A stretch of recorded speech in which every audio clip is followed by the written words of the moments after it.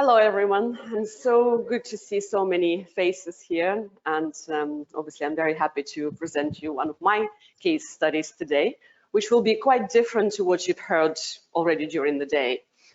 So when I look at, oh, it doesn't work. Doesn't want to work, Alex? Not sure.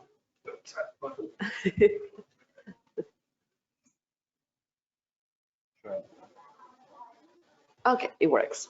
Thank you. So when I'm in clinic and I see a new client, of course I look at the symptoms. What do they need help with? What is it that may be going on? And then obviously that informs my recommendation in terms of which tests I'm going to recommend. With NutrEval, it's quite different, isn't it? So it gives you such a lot of information about every system of the body. So it covers it all, but not many clients can afford it, unfortunately. So we, who really would need it first? When I see a client and the client says, I just want the assessment of any potential deficiencies, insufficiencies, all of the nutrients, vitamins, minerals, essential fatty acids, when they really don't know what's wrong with them and they have no idea where to start. So this would be the first test I would consider. Because it also gives some information about digestion, absorption. You know, if a client's goal is anti-aging, very generic kind of goal, again, this would be a perfect test to do. It can also help with detoxification issues, so mood disorders, cardiovascular disease, metabolism, so you know, anything really. So this is my case study, Victor. He wanted to do the test out of curiosity. He believed there was absolutely nothing wrong with him, but he heard of functional medicine testing, and he just, I was recommended to him, and he thought, okay, let's do it. So he didn't reveal many of the symptoms straight away. This only happened after we received the test results. So we've done NutrEval and GI effects. So these were, we've done a lot more tests, but you know, we're just gonna cover these two here. And on the first follow-up, when we received test results, and when I showed, as you will see, there was something that we found with his digestion, only then he revealed that, oh yes, I had ulcers in the past, Helicobacter pylori, I've been treated, I've been to many hospitals, I was under a lot of stress, I had heartburn and acid reflux, I was on the PPI, so the whole lot, of course, but it was not his current problem. He believed that he was doing okay and he didn't need any help with that. Couple of other things that came up during the conversation. So his eyes, he was complaining about deteriorating eyesight and cataracts, and he couldn't see in the dark. So I was thinking, okay, maybe it's going to be vitamin A. Let's see what NutrEval is going to say. And then he was also saying about painful joints and some spine problems in the past. So he was overweight in the past, and but he then, over the years, when he retired, he dedicated a lot of time to his diet, improving his diet, doing some physical activity, and doing some training, and he had a very regimented, like a regime, you know, the schedule of his day. So he's done a lot of work already. But the spine problems carried on, and he always had those, you know, painful joints, and he was thinking maybe arthritis, but he's never been diagnosed. And also in the past, he said that he had a scare of being type 2 or borderline type 2 diabetic. And since then, he limited simple carbohydrates and sugars, and he switched to whole grains only. He also had elevated high blood pressure. He had some weird heart problems, but again, doctors couldn't really tell what it was. It was, you know, when you have this electrical signals, there was some kind of issue. It wasn't even, it was like tachycardia type of things. But he's done a lot of tests with doctors. Again, they couldn't find anything and they couldn't put a diagnosis on it. He also recalled that he had some sand in gallbladder. Actually, that I've kind of haven't even heard of it. We had to Google it and to see if it's actually possible. But yes, this is kind of the stage before you get gallstones. So he had some issues there. He also had some liver function tests, and the markers were elevated.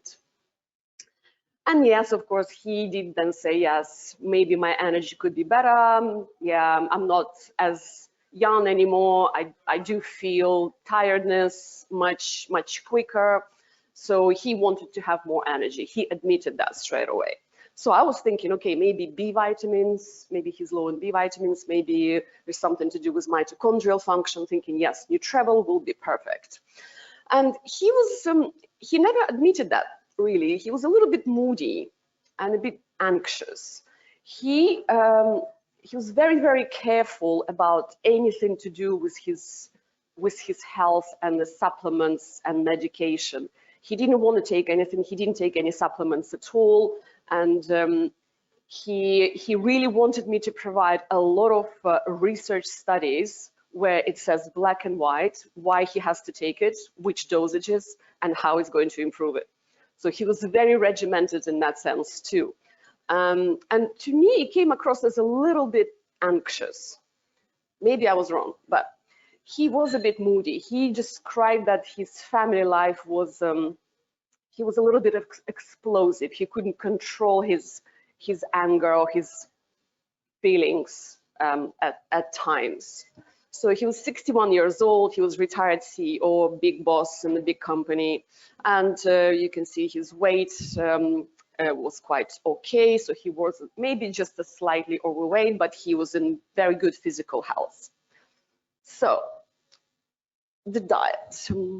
He admitted to eating very fast. He says he gulps a lot of air. And this is why he then said this is why he had belching, acid reflux, and indigestion, just because he was eating too fast.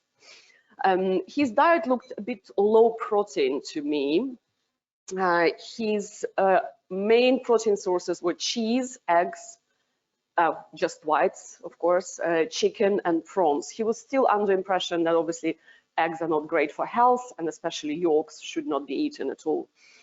He had about 3 portions of vegetables per day, only 1 fruit, but he had only home-cooked meals. His wife was cooking all the time, and he craved sugar a lot, and he had sweet tooth. But he believed that his liver needed to have sugar in order to work properly. So I thought, okay, we'll leave it for now. Maybe we'll discuss it later. And yes, of course, he knew about blood pressure connection and salt, so he cut out salt completely out of his diet. So my expectations were, so I was expecting to see some issues or some digestive markers, maybe digestion, absorption, just taking into consideration his history of ulcers, H. pylori.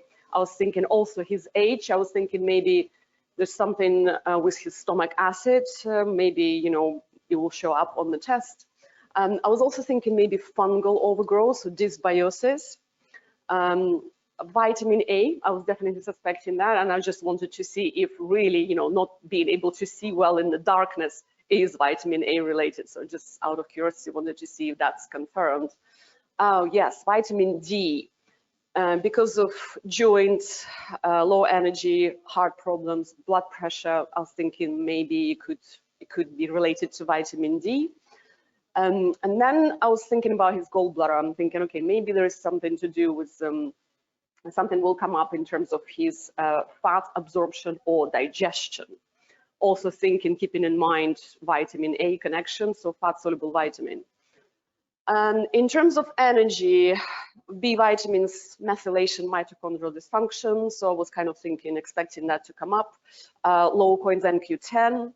And in terms of cardiovascular health, I was thinking maybe omega-3 to omega-6 ratio would also show up. Also, he did not have any fish really in his diet. Maybe sometimes white fish, but no oily fish at all. So these are the results. We're going to go through obviously all of them, but what came up was oxidative stress as a 9. So it was a lot of different things going on that indicated, you know, the free radical production and oxidative stress and not enough antioxidants to counteract that. So that was interesting. We also saw some toxic exposure, mercury. There was indeed methylation imbalance and mitochondrial dysfunction. Interestingly, the omega-3, omega-6 ratio were not too bad at all. So let's have a look. Well, first of all, vitamin A has 8, so that's quite high. We also have vitamin C9 and vitamin E8. So all of these are antioxidants. And obviously vitamin A and E are fat-soluble vitamins. So I'm questioning maybe there is indeed something going on with his fat digestion or absorption, because he wasn't deficient in vitamin A in his diet. He did have, you know, vegetables, he did have meat. So well, why is that? Okay, in terms of energy, we see vitamin B9, B12, need for methylation is quite high, and mitochondrial dysfunction. So now we have to kind of try to understand what is the initial cause or initial reason, where is this coming from? Because again, I don't believe the diet was deficient in any of this, but maybe it was absorption. Or maybe he did still have H. pylori, maybe he did still have ulcers or gastritis in the stomach, or maybe low stomach acid, or maybe that was relating to his genes or genetics. And look at vitamin D. So that's deficient. By all means, it is deficiency, yeah, even if he goes to a doctor, yeah. He didn't like that result. He said, okay, maybe, but you have to prove to me how it's going to make me feel better if I make sure that it's in recommended range. I had to write him an essay about that. So now look at the malabsorption and dysbiosis markers. They're not too bad, actually. So these two. But we do have some dysbiosis and fungal or yeast dysbiosis markers here. So benzoic acid, so this is taken from the interpretation guides, and benzoic acid could be the result of bacterial metabolism of polyphenols. But again, I looked at his diet and I thought, no, not many polyphenols there, really. Or also food preservatives. So that was difficult to track because he wasn't a fan of doing any food diaries for me. But okay, increased metabolism, it could be imbalanced gut flora, which, you know, we're gonna have a look later. And what else is here? Dysbiosis, yes, and dysbiosis. And some yeast or fungal marker as well. So we've done GI effects just to see in detail what was going on there. And yes, indeed, it came up as dysbiosis, very high score. Metabolic imbalance, I did not expect this at all. Beta-glucuronidase, well, that's obviously, that's an enzyme that makes you reabsorb steroid hormones. So basically, it's the recirculation of steroid hormones. He didn't really show any signs or symptoms of that, so I was a little bit confused. So maybe he's just toxic, basically. Everything goes back to the liver, and the liver is under strain, and maybe this is why he has liver issues, potentially. Right, what else did we find here? Pancreatic elastase. So his ability to digest or to break down his food is not great, obviously.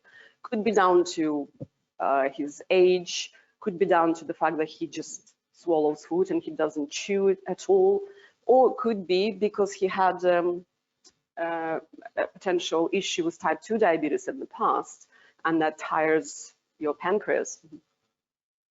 There was another marker.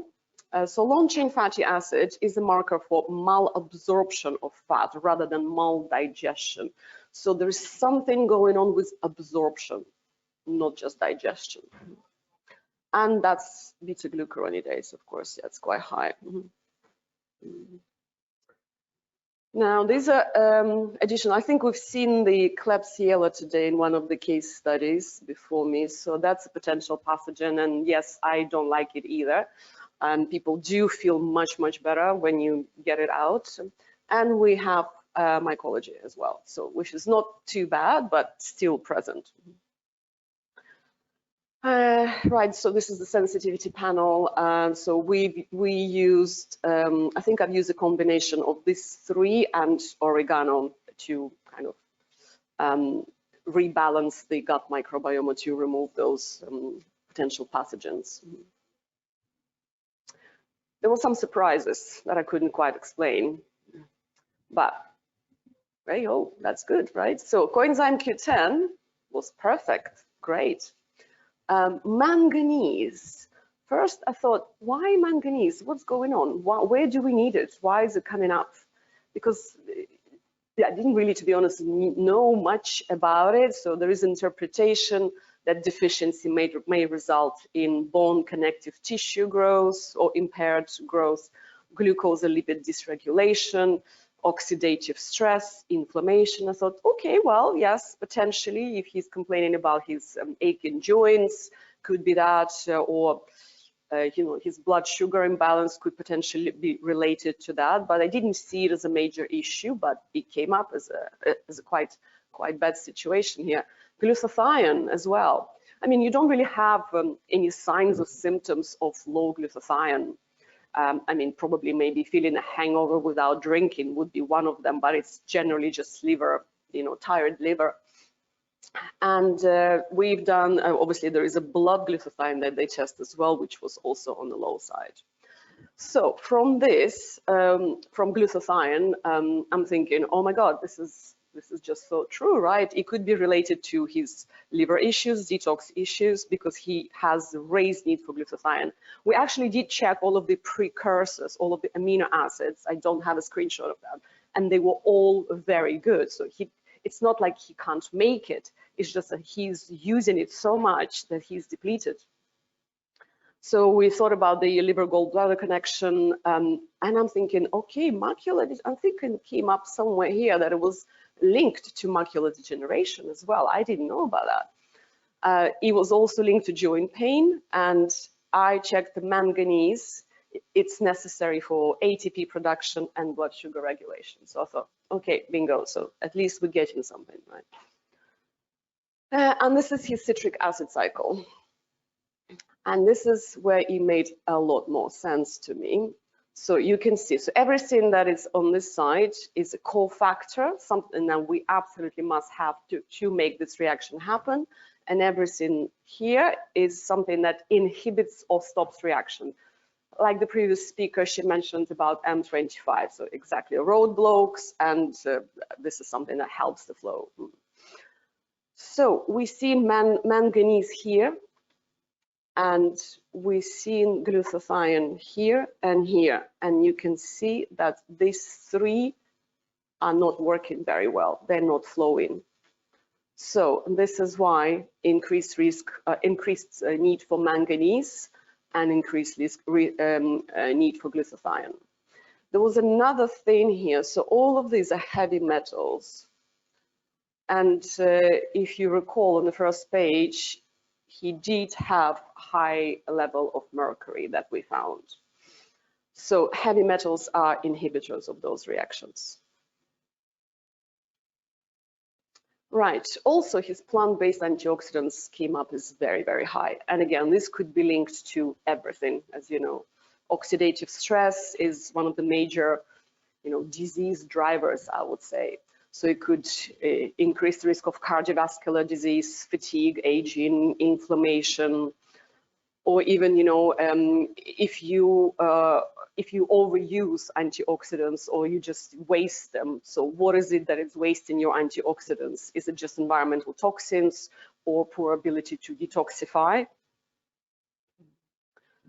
We also found quite high toxic exposure, so we had to ask the question where it's coming from, and mercury. when I mentioned it, he said, oh yes, I know about it. Yeah, I was tested before, and yeah, my doctors told me this a long time ago, and he hasn't done anything about it still. And it turns out he was a CEO of a very big metallurgical metal factory back in Russia. And yeah, he knew about it. Now, other surprises. So of course, we looked at the cardiovascular risk factors. I mean, they're not too bad. So omega-6 to omega-3, I expected a much worse ratio. So 6.2 is not too bad at all, but ideally we would like to have between 8 and 10, so we can still improve it. And another big surprise was homocysteine. Knowing that he has such a high need for vitamin B12, vitamin B9, and also he's got methylation issues, I expected that to be way, way higher. But not too bad at all. But still, ideally, we would like homocysteine around 8, and we do know that carries a cardiovascular disease risk. Oh yes, so the total omega-3s were quite good as well. Now, that was an interesting finding. The catecholamine markers came up as quite low, and these are essential basically for making dopamine. This is the pathway of making dopamine. So they are precursors to adrenaline, noradrenaline, and dopamine. And these, as we know, they drive mood, motivation, concentration, and willpower, lots of these things. He didn't come across as lacking mood or willpower, but he did come across as I said, being a little bit anxious and moody. So I thought, okay, again, he never admitted that. So I thought, okay, I'm just going to show it to him just as a finding, interesting finding, just for his information. And look what's happening with his amino acid. Tyrosine is the only one, and this is a very clear connection, isn't it? And we also have copper on the low side. So why I'm showing tyrosine and copper? Because tyrosine is a precursor to all of this, and copper is a key cofactor.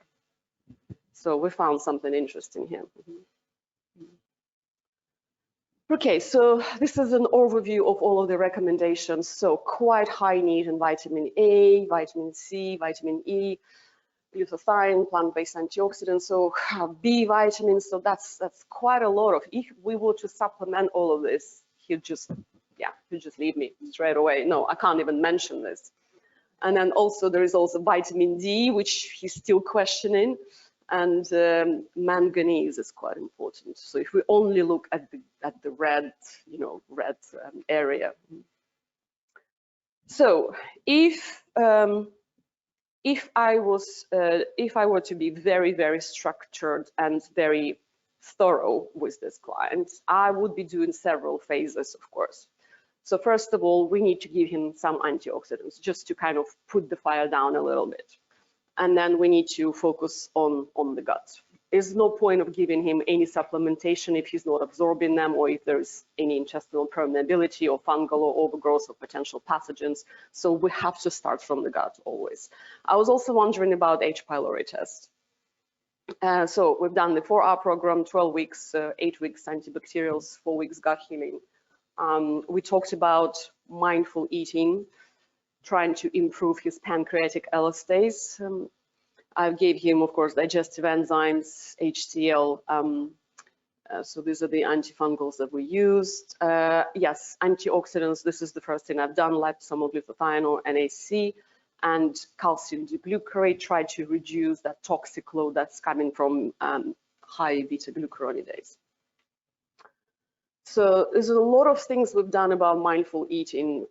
Again, chewing, that took probably half of the first consultation just to discuss chewing. We talked about, avoid drinking during the main meals. We talked about no distractions and not watching TV, breathing.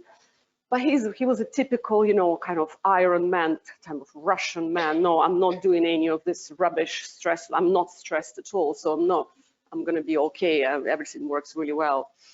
So that was quite challenging for me. And then phase 2, Then we kind of focused more on his fat absorption, fat digestion, and his liver, gallbladder. So trying to get that bile flow, to thin the bile, to kind of prevent formation of any, sand or gallstones. Then we went heavy with B vitamins. This is when we did start vitamin D supplementation, but yeah, he wanted just sun exposure to start with, but he didn't want to take anything. Then we did a little bit of mercury detox, a bit of chlorella, spirulina, selenium, which is also glutathione cofactor, so that's good. We looked at his household cleaning products, personal care products, of course, so trying to make his environment as toxin-free as possible. We started filtering his water. I also gave him a little bit of alpha lipoic acid, dandelion nurture milk thistle. So basically heavy liver focus and some nutrient vitamins supplementation. Now, in terms of diet, I was looking at all of the previous presentations, and they're quite similar what we do, right? Liver, of course, yes. And in my case, liver was for vitamin A and vitamin B12, so 2 portions per week. He was quite okay with liver, so he was happy to eat it. Now I'm thinking his eyesight, so lycopene, lutein, tomato paste, egg yolks. It took a while to convince him about the egg yolks again. And in terms of vitamin D, so we talked about sun exposure, and I found him vitamin D and mushrooms in the shops. Vitamin E sources, so he preferred to do everything from the dietary point of view instead of supplementation. So he looked at supplementation as a last resort when dietary approaches don't work. But for me, sometimes it's so much easier, as you probably would agree, just to get him back to normal ranges so he feels better, then he's more motivated to do dietary changes. So the supplementation does work in a short period of time, but with him it was all, the other way around. So we talked about increasing vegetables, eating the rainbow, of course, cruciferous vegetables, obviously for liver support, green leafy greens, at least 2 portions per day. We decided on the best quality eggs. So I don't know if you've noticed, he actually didn't eat any red meat at all. So it was only cheese, eggs, prawns, I think it was, and some white fish. That's all he ate. So we talked about, kind of trying to, I didn't make him eat red meat, obviously, because he was absolutely convinced that it's a devil, So, but he did agree to liver. And then this took a lot of convincing as well, oily fish, and egg yolks as well. So that's for choline. Tyrosine sources, again, so fish, some beans, seeds he didn't consider as food at all, because that's for birds, obviously. So that was difficult as well. And we talked a lot about polyphenols. Okay, so the results. I saw him after about 10 weeks of the plan, and he did say that yes, digestion was perfect. He didn't want to tell me by how much or what he's done in terms of mindful eating and if he was chewing well or better at all. He just said the digestion was much better, and there was absolutely no acid reflux or heartburn, and belching did reduce as well, so that was really major win. He did report significant improvement with his eyesight, especially the night vision. He was very happy about that. There was no arrhythmias anymore or tachycardia, so he couldn't really recall in the 10 weeks that he was making dietary changes and going through the program, he couldn't recall anything. His energy was really great, so he said that he was doing a lot of different activities. He started training for judo or some martial arts thing, and refused to admit about mood completely. Right, so that's a very unusual case, because usually, of course, we work with people who come to us with specific difficult symptoms, but this was quite different case for me. So I thought I'll present that for you today. Thank you very much.